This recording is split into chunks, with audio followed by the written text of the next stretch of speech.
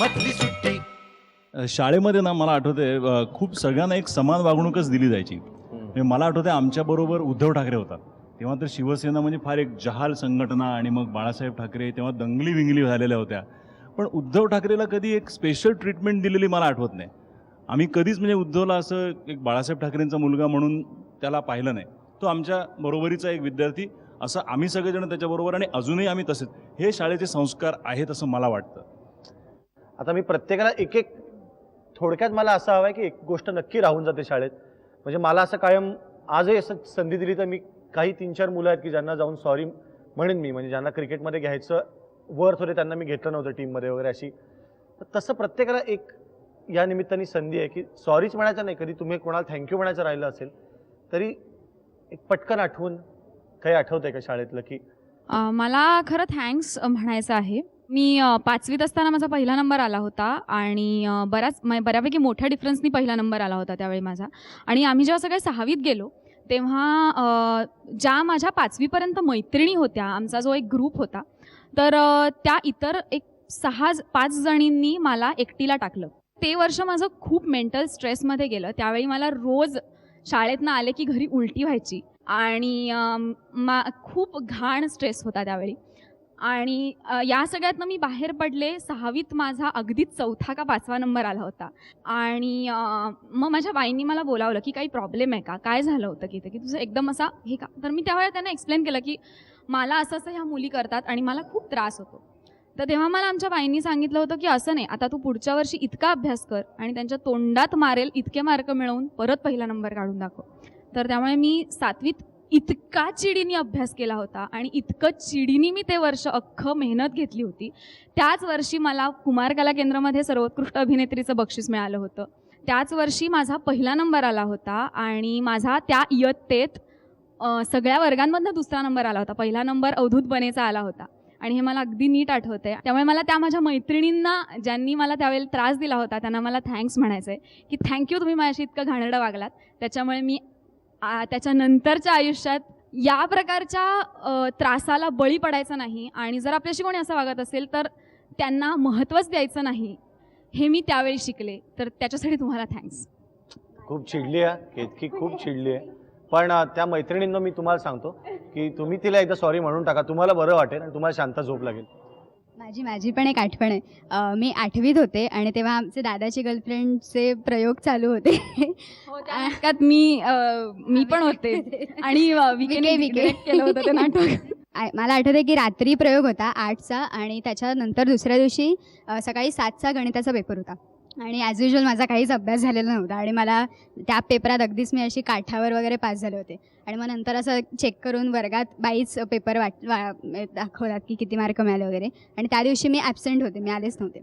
तर माझ्या बाजूला जी मुलगी बसायची तिने माझा पेपर घेतला आणि माझी एक दुश्मन होती शाळेत. तर सो ती अशी आली विचारायला की काय गौरीला किती मिळाले वगैरे असं. तर मग ती म्हणाली की कमी आहेत वगैरे. सो ती माझी दुश्मन माझ्या बाजूला बसलेल्या मुलीला आम्हाला इतकी उत्सुकता वाटते. दुश्मन म्हणजे काय, कोण होती दुश्मन तुझी? तर ती तिला म्हणाली की गौरीला जर पुढे काही करायचं असेल तर 10वीत तिला ॲटलिस्ट 70% मार्क तरी मिळालेच पाहिजेत असं. आणि ते ऐकून मला इतकं कसं तरी वाटलं की खरंच असं आहे का की मिनिमम 70. तर तेव्हा मी ठरवलं की नाही, खूप अभ्यास करायचा. आणि 10वीत मला 90% मार्क होते. आणि त्याच्यानंतर मग तिचा घरी फोन आला, माझी जी दुश्मन होती. तर ती आणि मी नव्हतेच घरात, बाबांनी फोन उचलला आणि मग ती बाबांना म्हणाली की गौरीला छान मिळाले मार्क, मस्त मस्त वगैरे असं. की हा किती डिफरन्स आहे की म्हणजे फक्त मार्कांनी कोणी कोणाशी असं वागू शकतं. तर हे खरंच खूप मला तेव्हा खूप वाईट वाटलं होतं. आणि जर तू आता बघत असशील तर प्लीज असं कोणाशी वागू नकोस असं मी तिला सांगेन. गौरीचे दुश्मन असं प्लीज कोणाशी वागू नको. माझ्यासाठी फार कठीण आहे, कारण शाळा सोडून 36 वर्ष झाली आणि मला खरंच अशी सॉरी किंवा थँक्यू अशी मला आठवणारी आठवण नाही. पण एकच गोष्ट आठवते, ती कधीतरी कुठच्या तरी मुलाखतीमध्ये माझ्या आईने लिहिली होती की मी आणि माझ्या वर्गातली काही मुलं क्रिकेटची मॅच बघायला गेलो होतो आणि परत येताना माझ्या हातावरती अशी नखाचे ओरखडे, असं ते रक्त साकळलेलं असं ओरखडे होते. आणि आईने मला तेव्हा विचारलं की हे काय झालं. मी म्हटलं की माझ्या वर्गात जो मुलगा होता बाजूला तो असं ते ओरखडे काढत होता. तर आईने विचारलं तू काय केलंस. तेव्हा मी आईला असं उत्तर दिल्याचं तिने लिहिलं आहे की त्याला ते करण्यात आनंद वाटत होता ना, मग काय हरकत आहे. तर आज मला इतक्या वर्षांनी असं वाटतं की त्यामुळेच आज ज्या विविध लोकांबरोबर मी काम करतो त्यांच्याबरोबर काम करून सुद्धा माझ्यामध्ये एक वेगळ्या प्रकारची सहनशक्ती आहे. मी फार कमी चिडतो. खूप कदाचित ना ही त्याची सुरुवात असेल तेव्हा तो जो कोण मुलगा होता त्याला मी थँक्यू. क्या बात आहे, मग अशी एक गंमत आठवली. क्या बात आहे. फार फार गोड आहे पण ती. सॉरी म्हणावं असं वाटतं मला माझ्या सगळ्या शिक्षकांना, ज्या शिक्षकांना आम्ही लहान असताना कधीतरी टकल्या किंवा चंपी किंवा पिटा असं म्हणायचो, तेव्हा आम्हाला कळत नसे की आम्ही काय करतो. आपण त्यांना असं चिडवतोय, त्यांच्या नावांनी हाका मारतोय, ते चुकीचं आहे असं मला वाटतं. म्हणून मी त्यांची आज क्षमा मागतो. या व्यासपीठाच्या निमित्ताने मी त्यांना सॉरी म्हणतो. अपेक्षा माझ्याकडून शाळेची होती जरा मी अभ्यास जास्त करेन, प्रमोदजींची मुलगी म्हणून. मला स्टेज फ्राईट फार जबरदस्त होतं. मी बोलायचे नाही. विद्यार्थ्यांनी मारून मारून आम्हा सगळ्यांना बोलायला लावलं आहे. आणि मी चित्रपटातही काम केलं आहे. चाइल्ड स्टार म्हणून पिक्चरचं नाव विचारू नका, मी गप्प बसतो. आणि नंतर मी डॉक्युमेंटरीमध्ये काम केलं. त्यामुळे कुठे ना कुठे तो पाया एक कॉन्फिडन्सचा दिसला. बाकी आयुष्यात दैवानी भरपूर शिकवलं त्यामुळे तो कॉन्फिडन्स आलाच. पण मला मराठे सर आठवतात जे पाठीत खूप मारायचे. आणि त्यांच्याकडे आम्ही जायचो नंतर शाळा सुटल्यावर सुद्धा त्या गणिताचे प्रश्न विचारला. तर मराठे सरांची माझ्याकडून अपेक्षा होती की मी गणितात कच्ची असू नये, पण ते मी खरं कच्ची ठरले 10वीत. तर मराठे सरांना मनापासून मी माफी मागते की मराठी सरांची अपेक्षा होती की पूनमनी काहीतरी चांगलं करावं. आणि राजकारणाकडे कसलं अंकगणित आणि काय ते आता आम्ही शिकतोच आहे. ते आधी शिकलं असतं ते मलाही सोपं पडलं असतं माझ्या निवडणुकीत म्हणून. पण शाळेला मनापासून धन्यवाद देते. मला खूपच वेगळं विश्व दिसलं. एका छोट्याशा सायनमधून चेंबूरहून आलेल्या वरळीत सगळीकडे जिथे बॉम्बे स्कॉटिशची मुलं असायची आणि मी एकटीच निळा स्कर्ट आणि पांढरा शर्ट घालायचे, तर मी लपून जायचे कारण की सगळे एक घाटी म्हणून मला तेव्हा बोलायचे आणि तेव्हा मी घाबरून जायचे, ती लाल रिबिन. पण आता तीच घाटी आज मी UN मध्ये सुद्धा बोलू शकते इंग्रजीत, किंवा मी UP मध्ये आणि बिहारमध्ये जबरदस्त हिंदीत प्रचार करते. त्यामुळे मला वाटतं माझ्या वडिलांनी जे शिकवलं मला की मातृभाषेतून शिकलं तर माणूस हुशार होतो, असं मी नेहमी म्हणायचे की माझ्या वडिलांनी माझं वाटोळं केलं. पण आज मी म्हणते की मातृभाषेतून मी शिकले आणि खरंच मी आज तिन्ही भाषेत अत्यंत व्यवस्थित बोलू शकते. पण मला त्याच्याने भरपूर कॉन्फिडन्स दिला. त्यामुळे बालमोहनला मनापासून धन्यवाद. या सगळ्यांच्या गप्पांमध्ये ज्यांचं नाव सगळ्यात जास्त वेळा आणि जास्त प्रेमाने येत आहे त्या विद्यार्थ्यांना इथे बोलूया. विद्यार्थी प्लीज.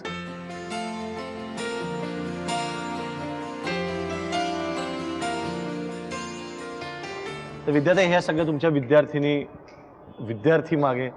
हो, पण सगळे आलेच नाहीत, म्हणजे मावली नसती कॅमेरात, एवढे आहेत. आणि मुख्य म्हणजे ना, मला बोलवल्यावरती मला उगाच असं होत होतं, कारण मी शाळेत उनाडबाई म्हणून फेमस आहे. आणि माझ्या बरोबरीने असलेले हे उनाड विद्यार्थी सगळे, पण माझे लाडके. शाळेमध्ये सुधाताई करमरकरांनी ज्या लिटल थिएटरच्या स्पर्धा सुरू केल्या त्यामुळे आम्ही सगळे उनाड एकत्र आलो. शाळेमध्ये नसलेला विषय आम्ही रुजवला इकडे, जो शाळेच्या टाईमटेबलमध्ये नाही.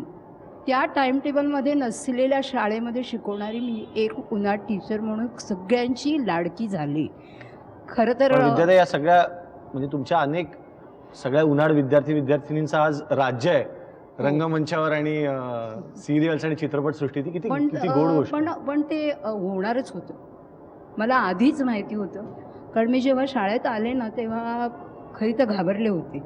आणि नाटक बसवायची स्क्रिप्ट जेव्हा माझ्या हातात दिली तोपर्यंत मला अनुभवच नव्हता की नाटक कसं बसवायचं असतं ते. आणि नाटक बसवायला सुरुवात केली तर पहिल्या दिवशी जेव्हा प्रयोग होता त्यावेळेला स्मिता आठवले माझ्या नाटकात होती, जी आता नाटकाकडे बघायला वगैरे जात असेल अशी. पण ती विद्यार्थिनी माझा चेहरा बघून मला बोलायला लागली, हो विद्याताई कसलं टेन्शन घेत आहे, एक कंपोज खाड झोपून जा म्हणे घरी, उद्या आम्ही मस्त नाटक करतोय. आणि हे सगळे मगासपासून सांगताना स्वतःबद्दल असे सांगतात की आम्ही कधीच कोणाला त्रास दिला नाही, दंगा केला नाही.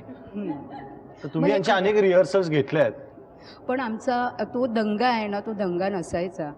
आणि ज्याला दंगा म्हणून इतर शिक्षक म्हणायचे तो खरोखरच दंगा नसायचा. मी त्यांना समजावून सांगण्याचा प्रयत्न करायची, अहो नाही हो, हा दंगा नाही आहे हो, आणि एवढा दंगा नाही केला तर आम्ही नाटकच नाही करू शकणार, असं असायचं ते. क्या बात आहे. त्यामुळे त्यांचा दंगा मला दंगा नाही वाटत. नाही, आज टीव्हीवर बघणाऱ्या सगळ्यांना इतका हेवा वाटत असेल या शाळेतल्या नाही, विद्यार्थ्यांचा. खरं विचारशील ना तर आत्ता मला कधी डोळ्यातनं पाणी येईल असं झालंय, पण मी आत्ता रडणार नाही आहे.